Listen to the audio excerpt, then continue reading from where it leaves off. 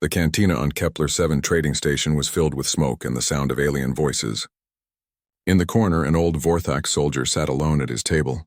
His name was Zixtar, and his left arm was made of metal and wires. The cybernetic limb clicked softly as he lifted his drink. At a nearby table, 5 young alien soldiers laughed loudly. They were from different worlds, 2 mantids with their sharp claws, a Zentorian with 4 arms, and 2 Krillian warriors with thick hide. They wore fresh uniforms and had new weapons at their sides. "Tomorrow we ship out to the human colonies," said one of the mantids. Finally, some real action. "I heard humans are weak," laughed a Krillian. "They break easily when you hit them." "Soft pink skin," agreed the Zentorian. "No claws, no armor plating. How did they even get into space?" The young soldiers continued their jokes about humans. They talked about quick victories and easy battles. Zixtar's metal fingers tightened around his glass. The old veteran had heard enough. He stood up slowly and walked to their table. The young soldiers looked up at him with curious eyes. His scarred face and missing arm told them he had seen real war. "Mind if an old soldier sits down?" Zixtar asked. The mantid gestured to an empty chair. "Sure, veteran. Want to share a drink?" "I heard you talking about humans," Zixtar said as he sat down. "You think they're weak?" "Everyone knows that," said the Krillian. "Primitive world, soft bodies. Our commanders say the war will be over in weeks." Zixtar was quiet for a moment. Then he started to laugh, but it was not a happy sound. "Your commanders haven't fought humans before, have they?" "Have you?" asked the Zentorian. "For 3 years," Zixtar replied. "Lost my arm to one. Lost my unit to them. Lost my faith in easy victories." The young soldiers leaned forward. "War stories were always interesting. Let me tell you about the first human I met in battle," Zixtar began. "Her name was Lisa Grant. She was a medic, someone who fixes wounded soldiers. Small thing, maybe half my size. Looked like she couldn't hurt a fly." He took a drink and continued. "This was during the Battle of New Austin. Human colony world, nothing special. We thought we'd take it in a day.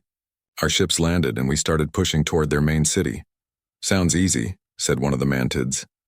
"That's what we thought too," Zixtar said. "But humans don't fight like other species.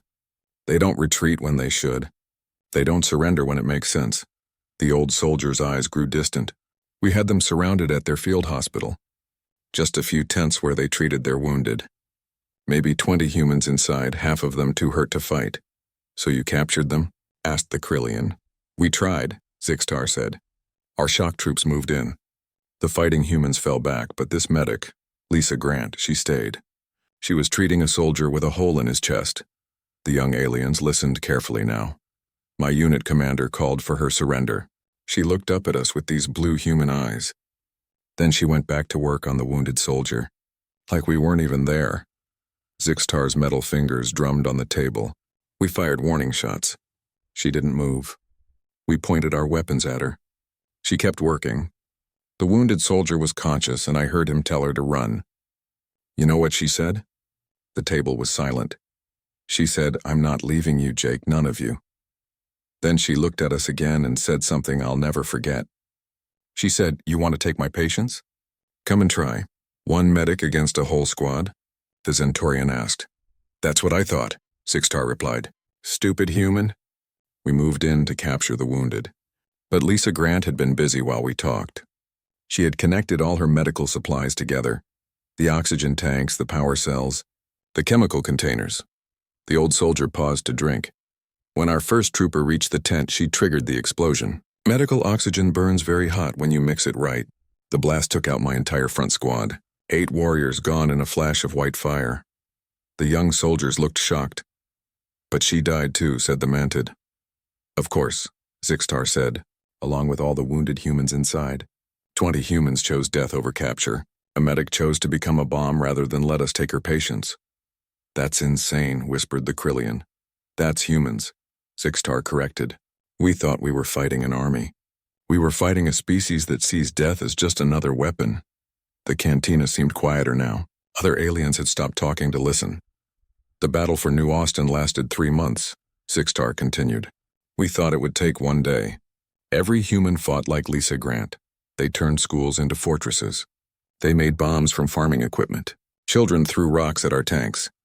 He looked at each young soldier in turn. "You want to know the worst part?" When we finally took the city, we found their real soldiers had already escaped. The whole battle was fought by civilians. Teachers, doctors, farmers. They held us off for 3 months just to give their army time to get away.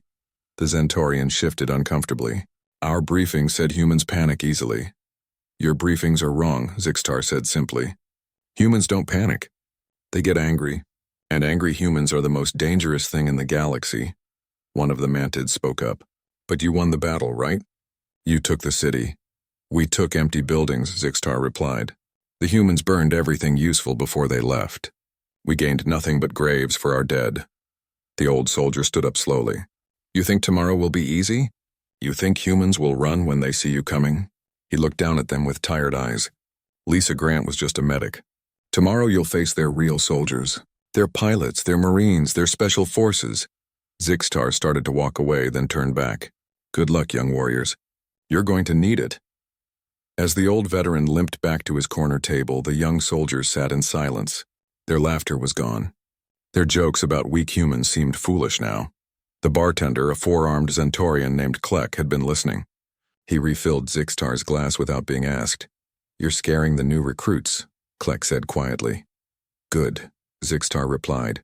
Maybe some of them will live longer. Outside the cantina, ships were preparing to leave for human space. But inside, the mood had changed. Word spread quickly through the station about the old Vorthak veteran and his stories about fighting humans. Some aliens laughed and said he was just a bitter old soldier. But others remembered his missing arm and his scarred face. They wondered what kind of enemy could do that to a Vorthak warrior.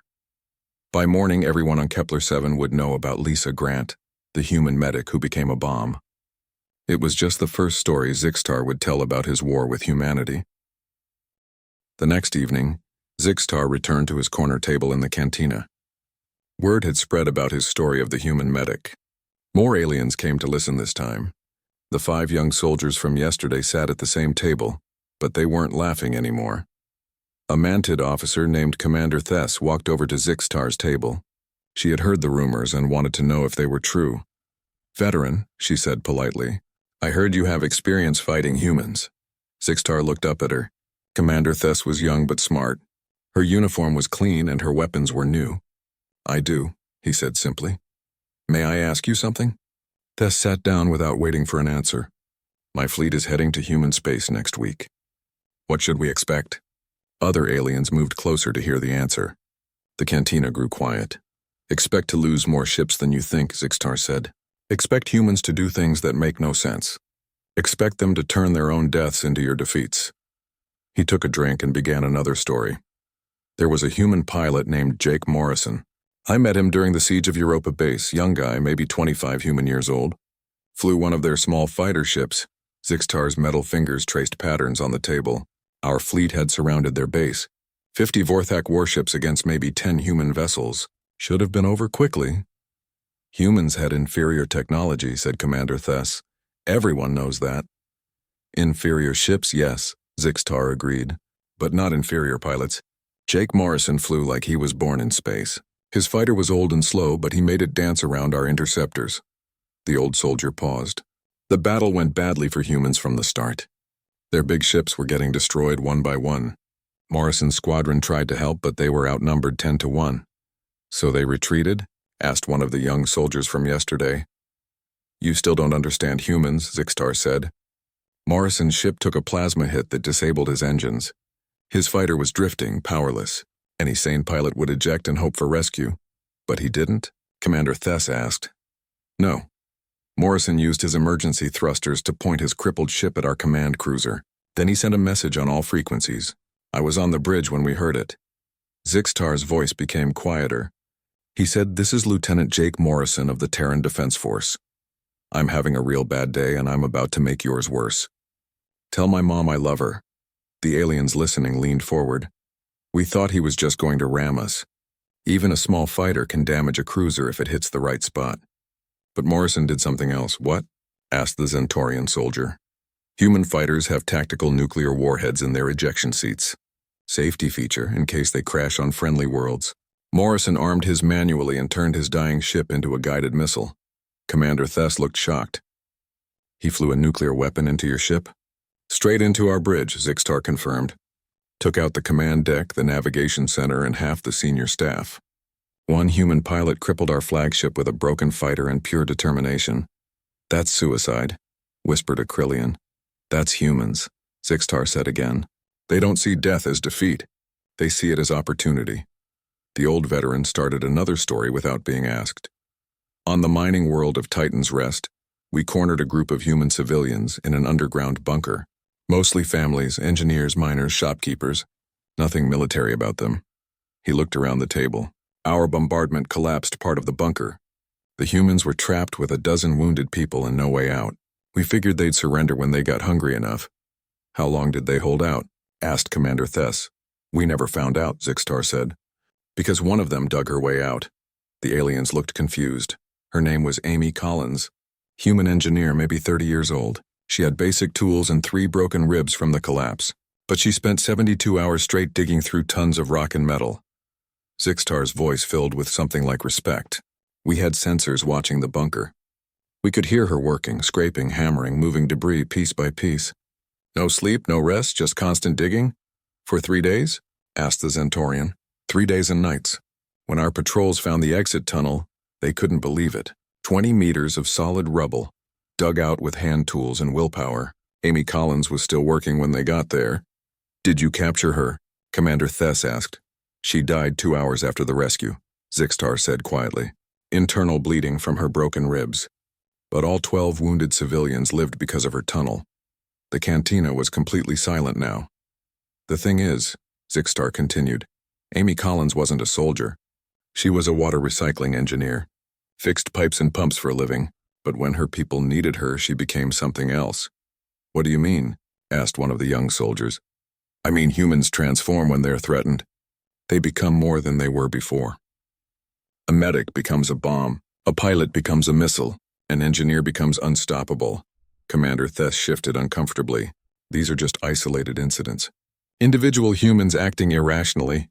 Zixtar laughed his bitter laugh again. You think so? Let me tell you about Sergeant Nick Torres. The old soldier's voice grew even quieter, forcing everyone to lean in. Torres was a squad leader during our assault on Colony 7. 32 years old, served 10 years in human military. Good soldier, nothing special. Until the day we ambushed his unit. What happened? Asked the Mantid. His squad was escorting wounded humans to an evacuation point. 20 soldiers, 15 wounded civilians. We hit them in a valley with nowhere to run. Zixtar stared into his drink. Torres could have left the wounded and saved his soldiers. Any sensible commander would. But humans don't abandon their people. So he fought? Commander Thess asked. He did more than fight. Torres carried wounded soldiers on his back for 15 kilometers through hostile territory, under constant fire from our hunters. One trip after another, back and forth until all the civilians were safe. The aliens listened in amazement. We had him surrounded at a river crossing. Last trip, last chance to escape. His own soldiers begged him to leave the final wounded man and run. But he didn't, said the Zentorian. It wasn't a question. Nick Torres told his squad to cross the river without him. Then he set up his weapon and held off an entire Vorthak platoon, 40 warriors, while his people escaped. Zixtar's metal hand clenched into a fist. We found him the next morning, dead still at his position, surrounded by the bodies of 18 Vorthak soldiers. 18, Commander Thess whispered. 1 human, 1 rifle against 40 trained warriors. He held us for 6 hours before we finally overwhelmed him. But by then, his squad was long gone. The old soldier looked up at the shocked faces around him. You want to know what his last message said? We intercepted it. Nick Torres told his wife he loved her, told his soldiers he was proud of them, and asked them to remember him as a man who kept his promises. Nobody spoke for a long moment. These stories, Commander Thess said finally, they're about humans who died. How does that help them win wars? Zixtar smiled grimly. Because for every human who dies like that, 10 more get angry. And angry humans are learning machines. They study our tactics, steal our technology, and find ways to turn our strengths against us. He stood up slowly. Jake Morrison's sacrifice taught them how to use fighters as missiles. Amy Collins showed them how to dig out of any trap. Nick Torres proved that one human can hold off an army if he has the right reason. What reason? Asked the young Krillian soldier. Love, Zixtar said simply. Humans fight hardest when they're protecting something they love. And they love everything. Their families, their friends, their worlds, even strangers they've never met. The old veteran walked back to his corner table, leaving the aliens to think about his words. Commander Thess sat quietly for a long time, staring at her drink. Outside the cantina, ships continued preparing for war with humanity. But inside, more and more aliens were beginning to understand that this war might not be as easy as their commanders promised. The bartender Kleck watched it all with knowing eyes. He had heard these stories before, and he knew Zixtar had more to tell. By the third night, the cantina was packed. Aliens from all over Kepler 7 station came to hear the old Vorthak veteran tell his stories about fighting humans. Even species that normally hated each other sat together in silence, listening to Zixtar's quiet voice. Commander Thess had returned with several other officers. The 5 young soldiers sat in the front, no longer joking about easy victories. Word had spread through the fleet that was preparing to attack human space. Zixtar sat in his usual corner, but tonight felt different. The weight of all those staring eyes pressed down on him. He knew what they wanted. More stories about the humans who had cost him his arm and his faith in simple warfare. "Tell us about the worst battle," called out a Zentorian captain. "Tell us about when you really understood what humans were." Zixtar was quiet for a long moment. Then he began to speak, his voice barely above a whisper. "New Colorado," he said. "That's where I learned to fear them." The cantina went completely silent. Even the music stopped. New Colorado was supposed to be our breakthrough, a mountain world with one strategic pass leading to the human colonies beyond. Take the pass and we could roll up their entire defensive line. Zixtar's metal fingers drummed slowly on the table. Intelligence said it was lightly defended. Maybe a company of human soldiers. 200 fighters at most. We sent 3,000 Vorthak warriors to take it. 3,000 against 200? Asked Commander Thess. That should have been a massacre.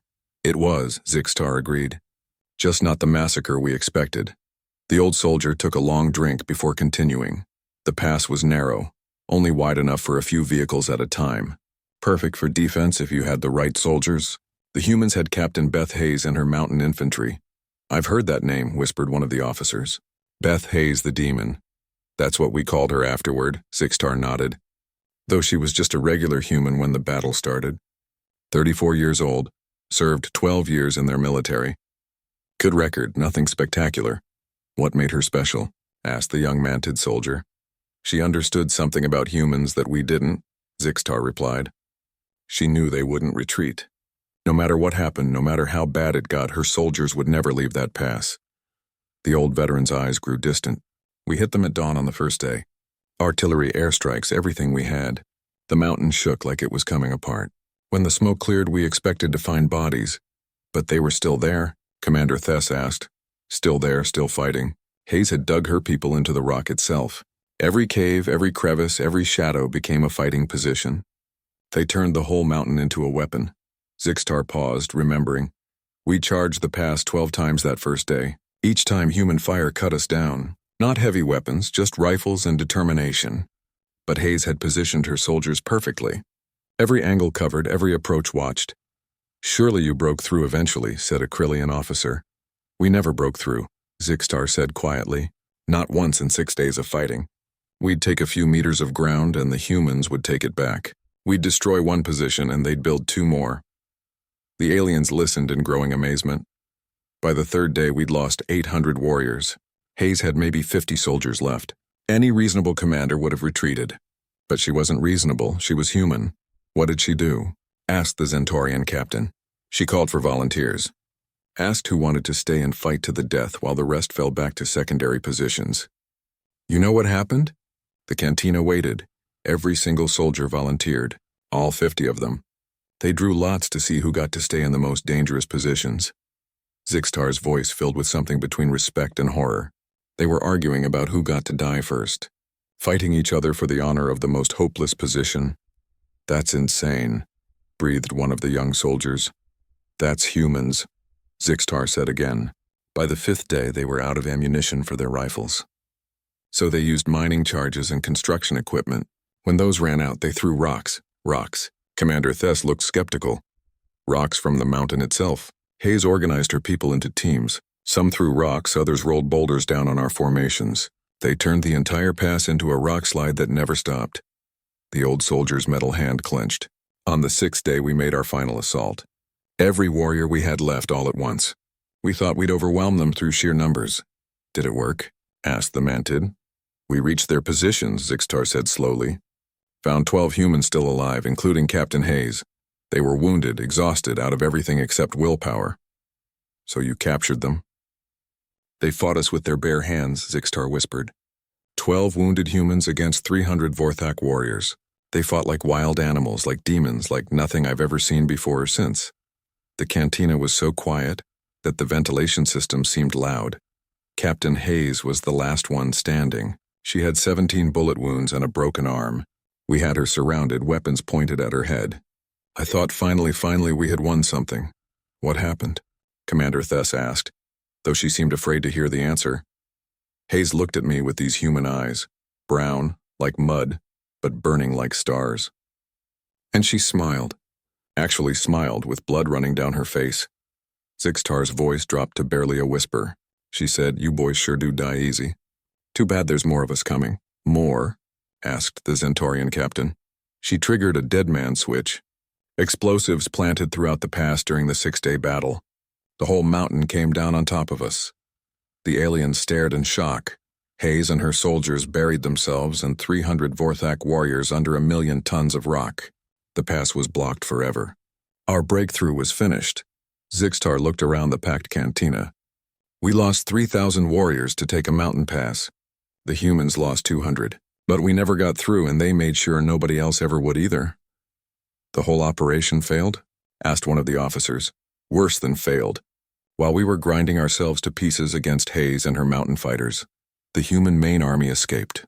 They used those 6 days to relocate their entire defensive line." The old soldier stood up slowly. Captain Beth Hayes died to buy time for people she'd never met. Her soldiers died beside her, singing human war songs as the mountain fell on them. "What songs?" asked the young Krillian, almost whispering. "I don't remember the words," Zixtar said. "But I remember the sound.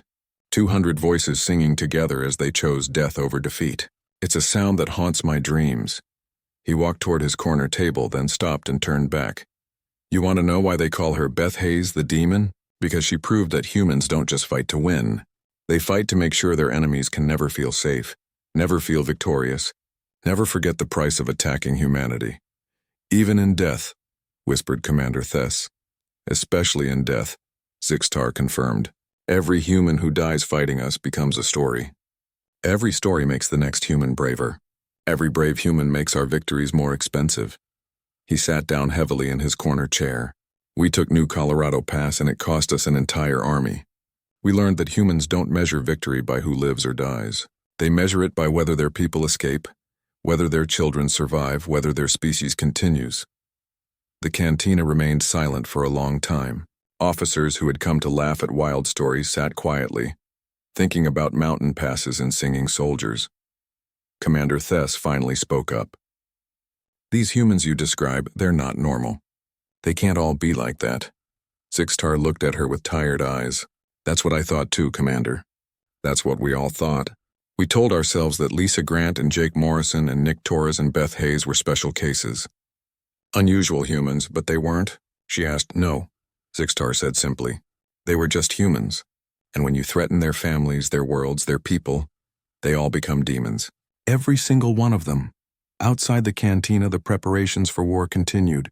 But inside, more and more aliens were beginning to understand that they weren't preparing to fight an army.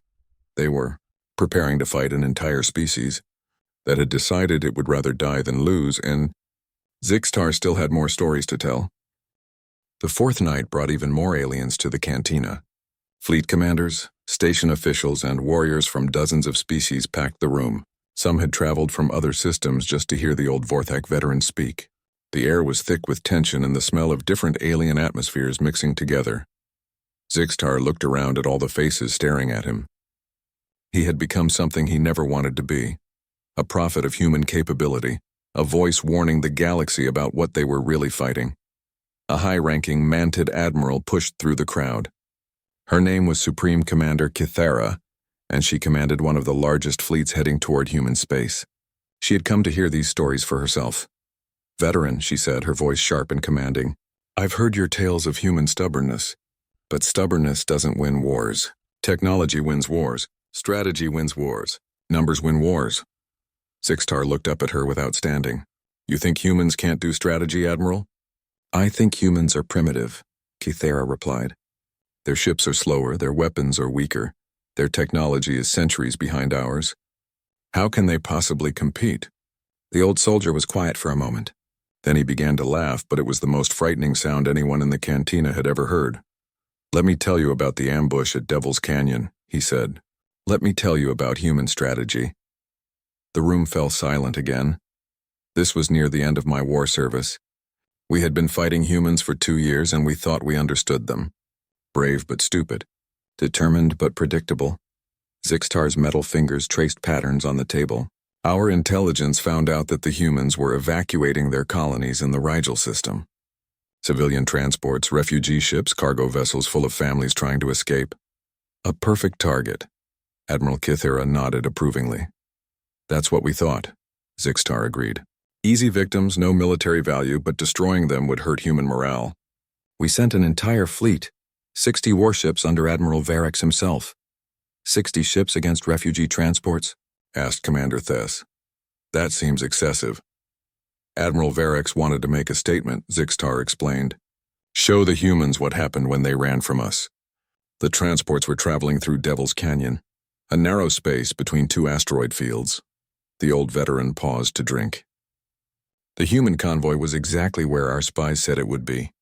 40 civilian ships moving slowly, no military escort. Perfect targets. So you destroyed them?" asked one of the young soldiers. "We tried," Zixtar said quietly. "But the convoy was commanded by a human tactical genius named Ryan Clark. We didn't know that at the time. We just saw helpless refugee ships." Admiral Kythera leaned forward. "What did this Clark do?" "He turned our own tactics against us. The refugee ships weren't trying to escape, they were bait. Clark had spent weeks preparing Devil's Canyon for our arrival." Zixtar's voice grew darker. "When our fleet entered the canyon, the asteroid fields exploded. Not with natural forces. With human-built weapons hidden inside every rock." "Impossible," said Admiral Kythera. "Asteroids don't have power sources for weapons." "Human asteroids do," Zixtar replied. "Clark's people had been mining those rocks for months. Every asteroid was hollowed out and filled with improvised explosives, hijacked defense satellites, and stolen Vorthak weapons." The aliens listened in growing horror. But that's not the worst part. While we were dodging asteroid explosions, the helpless refugee ships opened fire. "They weren't civilian transports, they were disguised warships." "Disguised how?" Commander Thess asked. "Fake hull plating, false transponders, actors playing the part of terrified civilians. Ryan Clark had turned 40 military vessels into the perfect trap." Zixtar's metal hand clenched. "We lost 37 ships in the first 10 minutes. More than half our fleet destroyed by refugees and weaponized space rocks." That's brilliant," whispered the Zentorian captain. "Brilliant and terrifying," Zixtar agreed. But Clark wasn't finished. As our surviving ships tried to retreat, he activated his final surprise. "What?" asked Admiral Kythera, though she seemed afraid to know. "Commandeered asteroid mining equipment. Massive gravity manipulators designed to move space rocks. Clark used them to throw asteroids at our ships like bullets from a gun." The cantina was completely silent. "Picture it," Zixtar said. "Warships being hunted by flying mountains. Our shields could stop energy weapons and missiles, but not multi-million-ton rocks moving at combat speeds." "How many ships escaped?" asked the young manted soldier. 12, Zixtar said simply. 12 ships out of 60, and Ryan Clark sent them home with a message. "What message?" Admiral Kythera asked. "He said, 'Tell your leaders this, humans don't run. We relocate our families to safety, then we come back and make you pay for threatening them.' Then he gave our survivors coordinates." "Coordinates for what?" "For where the real refugee ships had gone. Completely different system, totally safe, protected by hidden defense platforms that Clark had been building for years." Zixtar looked directly at Admiral Kythera. "That's human strategy, Admiral. They make you think you're hunting them while they're actually hunting you." The old soldier continued before anyone could respond. "But if you think that's frightening, let me tell you about Dr. Kate Bell. She was a human scientist who understood something important about us. What? Asked Commander Thess. She understood that our technology was better than theirs, so she decided to steal it. Zixtar's voice filled with admiration and fear. During the siege of New Olympia, we shot down several human fighters. Standard procedure: recover the wreckage, study their technology, use it against them. Good strategy, nodded Admiral Kithera. Except the humans had also shot down some of our fighters, and Dr. Kate Bell got to the crash sites first. The old veteran paused dramatically.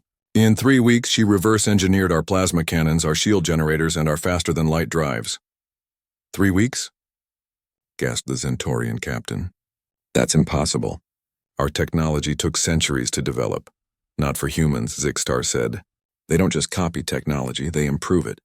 Kate Bell made our weapons smaller, more efficient, and deadlier. How much deadlier? Asked Admiral Kithera. The plasma cannon she built had twice the power of ours and used half the energy.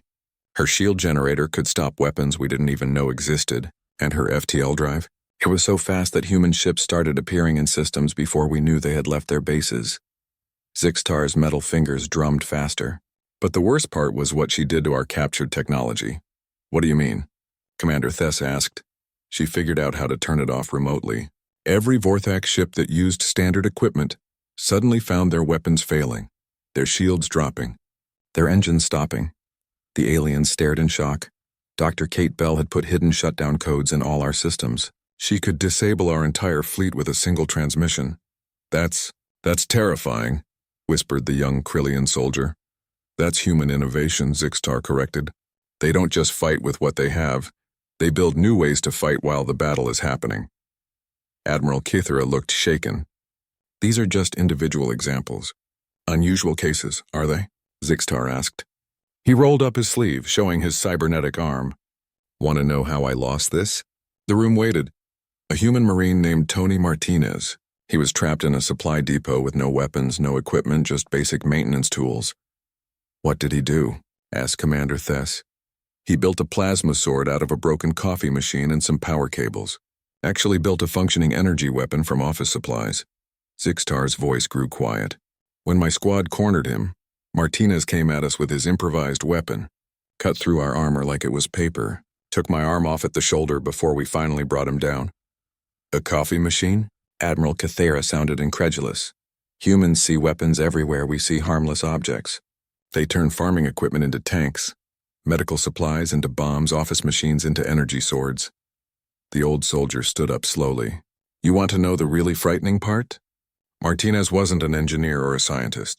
He was just a regular soldier who got creative when he ran out of bullets. So what are you saying? Asked Admiral Kithera. I'm saying that every human is a potential weapons designer. Every human is a potential tactical genius. Every human is a potential nightmare for anyone who underestimates them. Zixtar looked around the packed cantina. Ryan Clark turned asteroids into artillery. Kate Bell stole our technology and made it better. Tony Martinez turned a coffee machine into a sword. And these weren't their best people. These were just the ones I happened to fight. So what do we do? Asked the young mantid soldier. You pray that you never meet their best people, Zixtar said simply.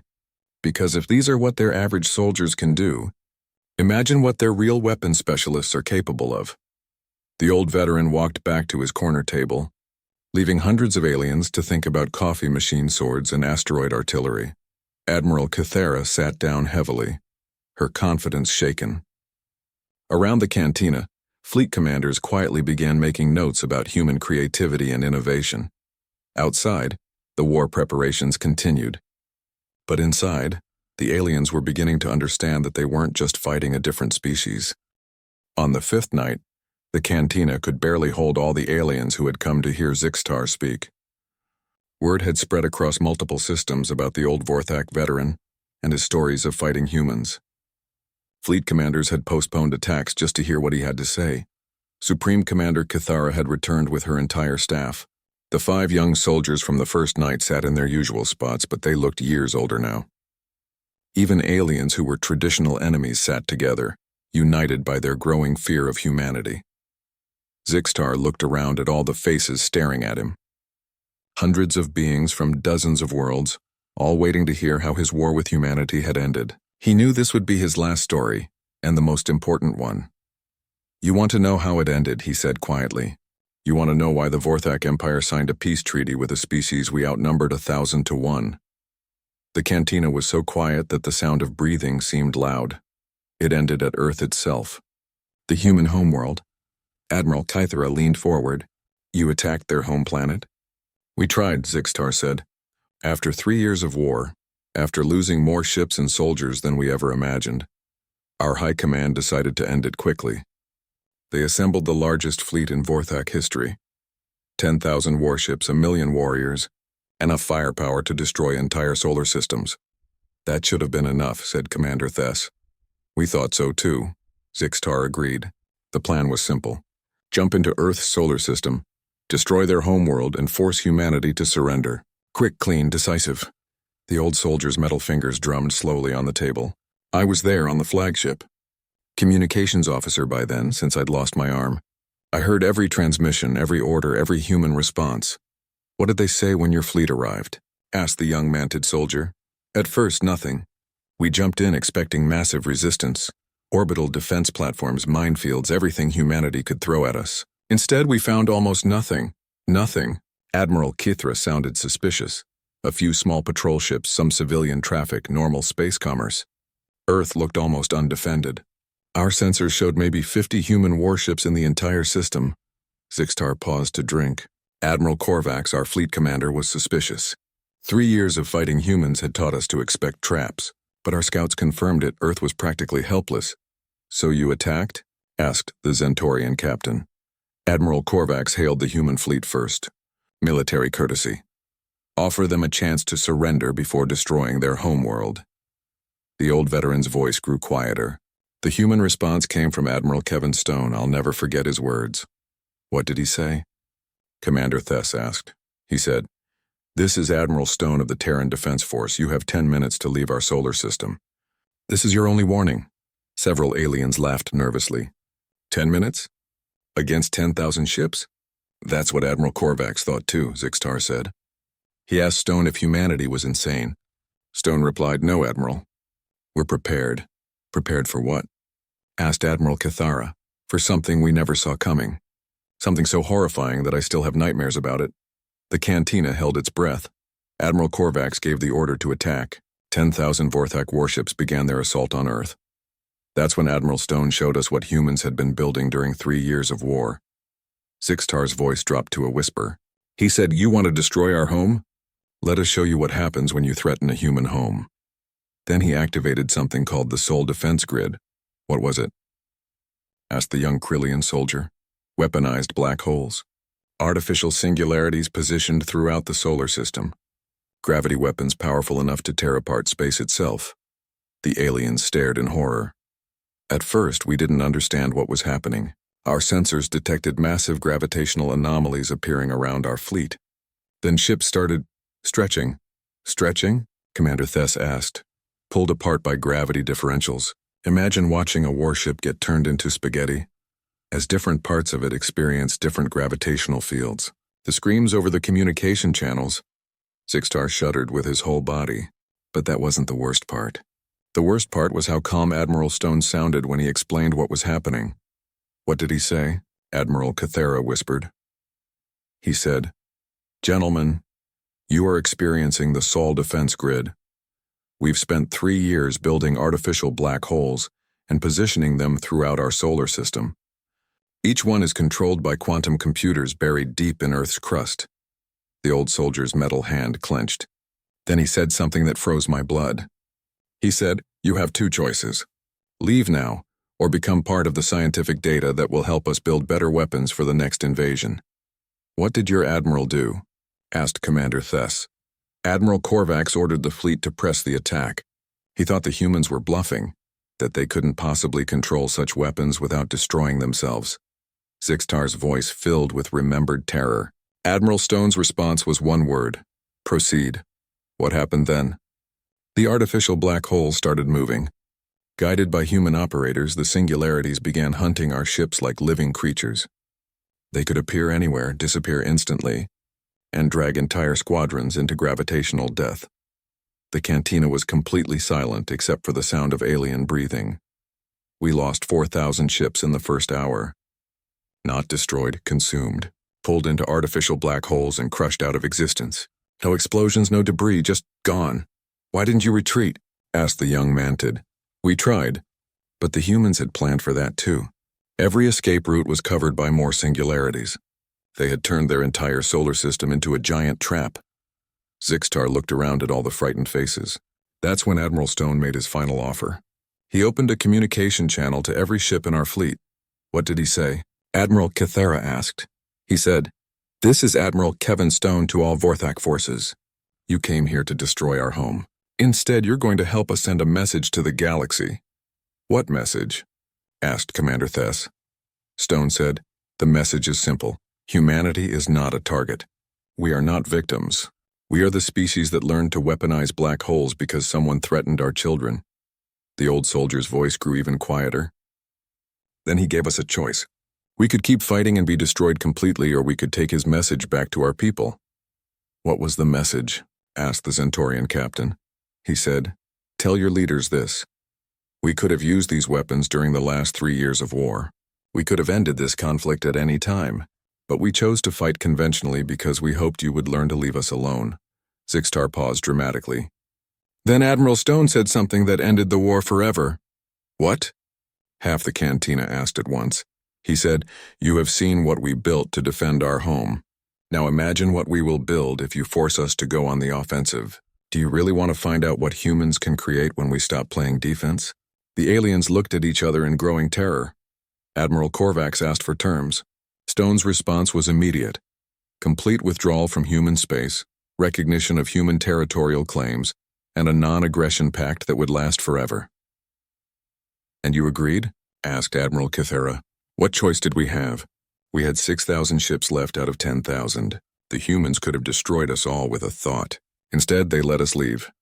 Zixtar stood up slowly for the last time. As we retreated, Admiral Stone sent one final message. He said, "Remember this day. Remember that humanity offered mercy when we could have chosen destruction. And remember that mercy is a choice we might not make twice." The old veteran looked around the packed cantina one last time. That was 10 years ago. The peace treaty still holds. The Vorthak Empire never again attacked a human world. But why? Asked the young Krillian soldier.